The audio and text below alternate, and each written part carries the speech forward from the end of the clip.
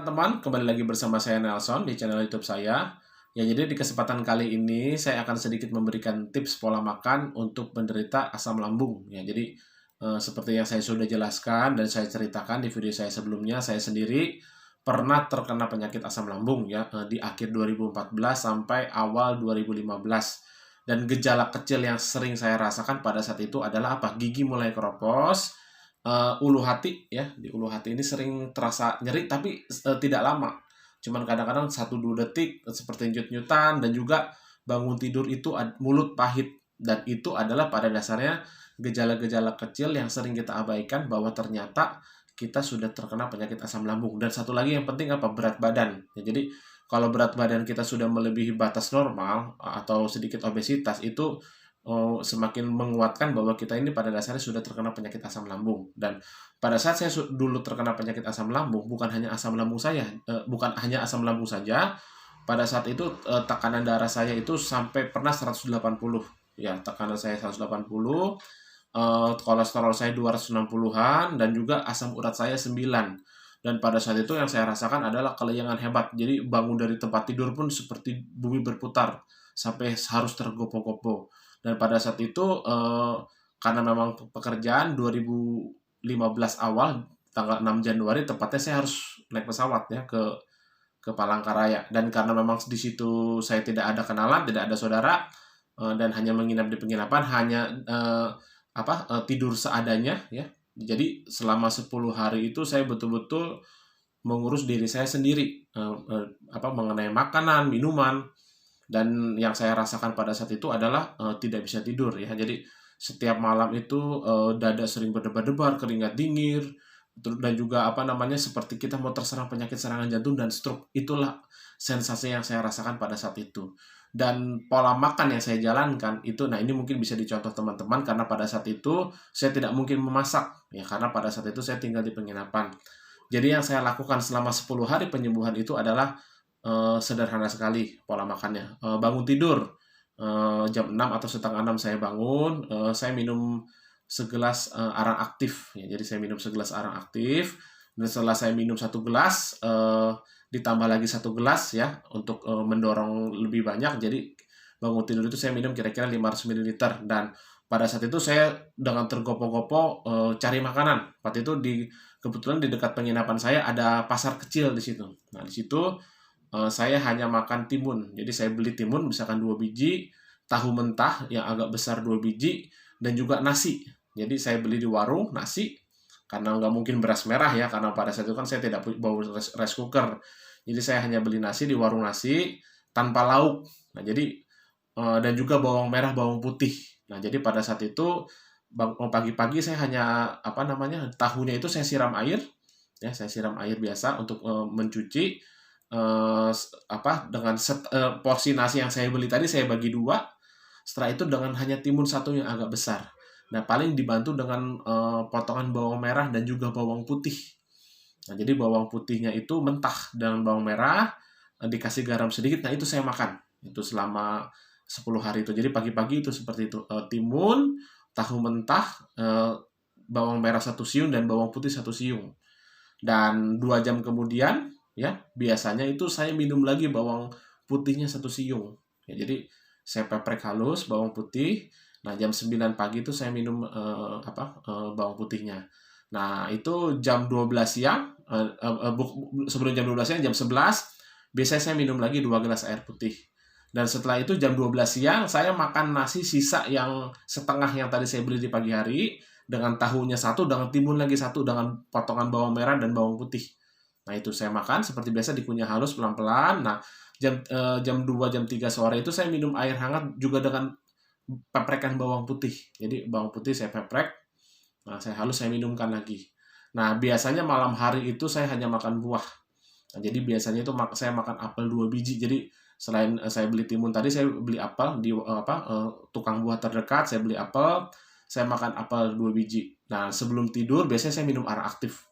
Nah, itu jadi setiap hari saya cek tensi saya. Jadi puji Tuhan, alhamdulillah ya. Jadi di hari pertama, hari kedua tekanan sudah mulai nurun 160. Nah, jadi singkat ceritanya, di hari kelima itu sudah mulai lumayan ya, jadi sudah mulai lumayan, tensi 140-an, tapi saya belum cek lagi kolesterol dengan asam urat. Nah, jadi pada saat di hari ke-9 dan ke-10 ya, tanggal 16 Januari tepatnya, karena saya rasa kelayangannya udah sangat berkurang sekali, jadi saya mulai mencoba cek kolesterol juga dan juga cek tekanan darah dan juga cek asam urat. Dan di hari ke-10 tekanan darah saya itu udah normal 120/80 dan juga asam urat saya sudah normal menjadi 6. Kolesterol saya sudah turun menjadi 160. Ya, jadi penyakit asam lambung saya, GERD saya itu, anxiety saya, beserta asam urat, tekanan darah, dan juga kolesterol itu sembuh total dalam waktu hanya 10 hari. Tapi dalam waktu 10 hari itu, saya tidak mengkonsumsi sama sekali minyak dalam bentuk apapun, tidak mengkonsumsi roti, gula putih saya tidak konsumsi sama sekali. Jadi betul-betul hanya makan rebus-rebusan dengan lauknya itu bawang merah dan bawang putih. Dan kadang-kadang kalau dikasih garam sedikit dan juga mungkin sedikit kecap ya untuk menambah rasa. Nah, jadi pada dasarnya kenapa pada saat itu saya bisa sembuh total dalam waktu 10 hari? Karena saya baru awal-awal terkena penyakit asam lambung. Jadi saya anjurkan bagi teman-teman yang sudah merasakan gejala asam lambung, jangan ditunggu sampai beberapa bulan. Jadi selama misalkan kita sudah rasakan mual-mual, sering muntah, perut kembung. Jadi jangan kita tunggu beberapa bulan baru ditanggulangi. Sebaiknya langsung kita tanggulangi. Biasanya dalam paling lama 2 minggu ya bisa dibilang kita makan tanpa minyak ya, tanpa santan, tanpa daging-daging, yang hanya betul-betul alami, mentah, dalam waktu 10 hari sampai 2 minggu itu biasanya harusnya sudah sembuh total. Ya, tapi sekali lagi ini bisa sembuh total pada saat kita pertama kali terkena penyakit lambung. Ya, kalau yang sudah menahun, otomatis penyembuhannya tidak bisa dengan 10 hari, dengan 2 minggu. Karena kan di video saya, ada 2 video pengalaman pribadi saya, dan pada saat saya terserang kedua kali, itu membutuhkan waktu recovery yang lebih lama daripada yang pertama. Kalau yang pertama itu betul-betul hanya 6 Januari 2015, 16 Januarinya saya sudah aktivitas seperti orang normal, tidak ada sensasi sedikit pun dalam waktu 10 hari. Ya, jadi sekali lagi untuk penyembuhan penyakit lambung itu tidak butuh mahal ya, dan tidak butuh mahal, dan juga penyembuhan asam lambung itu bisa dilakukan dengan berbagai macam herbal. Jadi bukan hanya arang aktif saja ya, walaupun saya penjual arang aktif ya, sebelum saya terkena penyakit lambung pun saya sudah menjual arang aktif dan saya praktekkan sendiri ke diri saya. Tapi itu pun tentunya kita tidak bisa hanya mengandalkan arang aktif ya. Pada saat itu, karena waktu itu memang saya tidak bisa kemana-mana, tidak ada kendaraan, jadi andalan saya untuk penyembuhan itu hanya itu, arang aktif, bawang putih, dan juga apel. Jadi sehari itu saya minimal selama 10 hari itu saya konsumsi minimal 2 buah apel ya. Paling karena sayur kan saya butuh masak ya, jadi tidak mungkin, jadi ya paling diganti buahnya.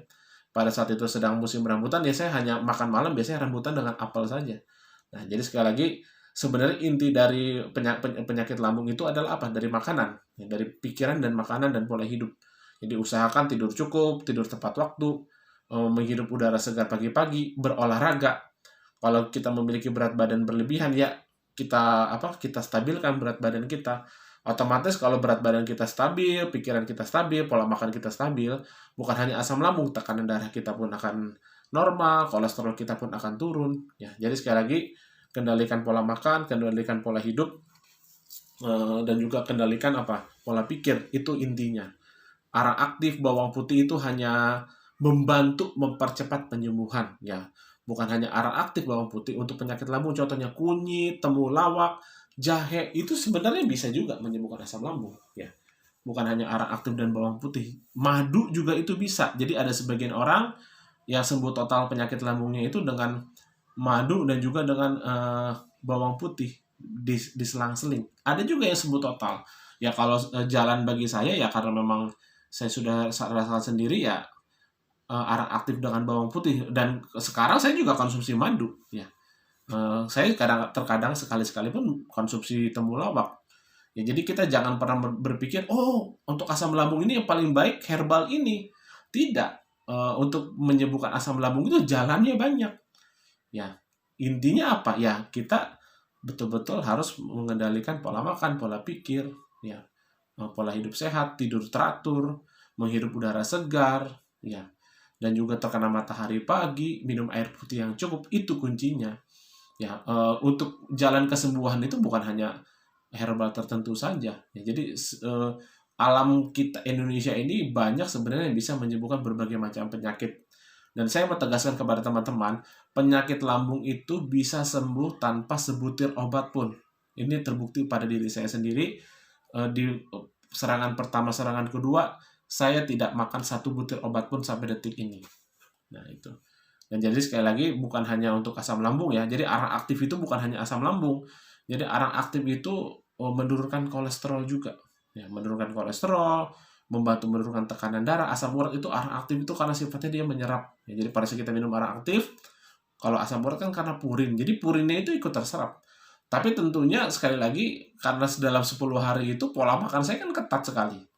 Nah, jadi saya tidak mengajarkan kita hanya makan tahu bawang putih bawang merah karena pada saat itu keadaan saya yang tidak bisa berbuat apa-apa, yang hanya bisa menyediakan makanan seperti itu. Tapi bagi teman-teman yang tinggal di rumah, ya sebenarnya mudah sekali untuk menyembuhkan asam lambung. Tinggal bisa sayur bisa berganti-ganti, bisa menunya berganti-ganti, buahnya bisa berganti-ganti, bisa tidur istirahatnya juga bisa cukup, seperti itu. Jadi sekali lagi untuk penyembuhan asam lambung tidak butuh biaya mahal dan juga tidak butuh menu-menu yang ribet, harus makan ini, harus makan itu. Ya, tapi kita juga jangan terlalu banyak mantang. Ya, jadi pantangan matinya itu yang saya sebutkan, makanan bersantan, ketan, coklat, keju, makanan berlemak, makanan yang digoreng. Ya, itu intinya. Kalau sayur buah itu jangan terlalu mantang. Kenapa? Kalau kita mantang terlalu banyak, badan kita itulah yang menyebabkan gemetaran, keringat dingin, lemas, itu karena kurang nutrisi. Ya, jadi kita akali kalau memang misalkan lambung kita lagi jelek, kita bisa jus. Jadi kita jus itu sayur, bayam bisa dipadukan dengan wortel atau wortel bisa dipadukan dengan kangkung. Jadi tubuh kita tetap bisa dapat nutrisi. Ya, kenapa saya anjurkan di jus? Karena pada saat di jus gizinya kita dapat, tapi lambung kita tidak bekerja berat. Nah, itu mungkin yang bisa saya ceritakan untuk hari ini. Ya, mungkin teman-teman bisa tunggu video saya selanjutnya mengenai penyakit lambung. Jadi untuk teman-teman jangan terlalu khawatir. Bagi yang merasakan sensasi jantung berdebar-debar, gemetaran, ya sesak napas, itu bukan sakit jantung. Ya, jadi sensasi asam lambung itu memang jantung berdebar-debar, cemas, panik, lemas, gampang emosi, itu adalah sensasi. Karena saya sudah jelaskan, pencernaan itu sangat berhubungan dengan mental. Jadi kalau pencernaan kita terganggu, itu sangat berhubungan dengan emosional kita pun sangat berhubungan, gampang tersinggung. Ya, jadi itu tadi, pola pikir dan pola makan itu tidak bisa dipisahkan. Harus keduanya kita jalankan. Oke teman-teman, ya, salam hidup sehat, tetap semangat, jangan putus asa. Ya, serahkan semuanya kepada Yang Maha Kuasa. Oke, selamat sore.